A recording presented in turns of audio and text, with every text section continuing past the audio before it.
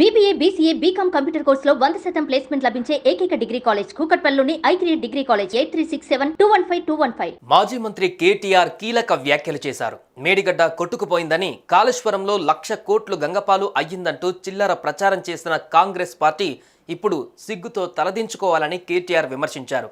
అక్కడ జరిగిన చిన్న విషయంపై తప్పుడు ప్రచారం చేశారని మండిపడ్డారు.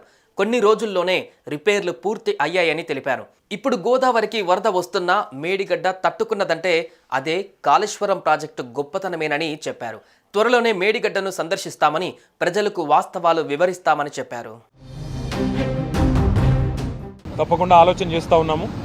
మేడిగడ్డ కొట్టుకుపోయిందని, కాళేశ్వరంలో 1,00,000 కోట్లు గంగపాలైందని చెప్పి చిల్లర మల్లర మాటలు మాట్లాడిన కాంగ్రెస్ పార్టీ ఏదైతే ఉందో ఇవాళ సిగ్గుతో తలదించుకోక తప్పదు. మేము మొదటి నుంచి చెప్పింది ఒకటే, అక్కడ జరిగింది చిన్న విషయం తప్ప పెద్దదేం కాదని చెప్పినాం. అన్నట్టుగానే కొన్ని రోజుల్లోనే రిపేర్లు పూర్తి చేసినారు. ఈరోజు ఒక వరదలాగా నీళ్ళు వస్తూ ఉంటే కూడా ప్రాణహితలో గోదావరిలో తట్టుకొని ఇవాళ మేడిగడ్డ నిలబడ్డమే కాళేశ్వరం ప్రాజెక్టు యొక్క గొప్పతనానికి సాక్ష్యం అని చెప్పక తప్పదు. తప్పకుండా తొందరలో సందర్శిస్తాం. ప్రజలకు కూడా ఆ విజువల్స్ తీసుకొచ్చి ప్రజలకు కూడా వివరంగా చెప్తాము. తప్పకుండా వాటిని మీ ద్వారా కూడా ప్రజలకు చూపెడతామని చెప్పి కూడా తెలియజేస్తాము.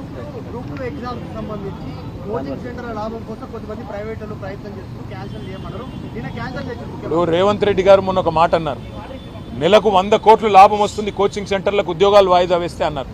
మరి ఇప్పుడు 4 నెలలు వాయిదా వేశారు. మరి 400 కోట్లు ఆయన చెప్పిన ప్రకారం 400 కోట్లు మరి లాభం వచ్చింది అనుకుందాం. మరి అందులో ఏమైనా వాటాలు ముట్టినాయేమో కాంగ్రెస్ పార్టీకి ఆయనే చెప్పాలి.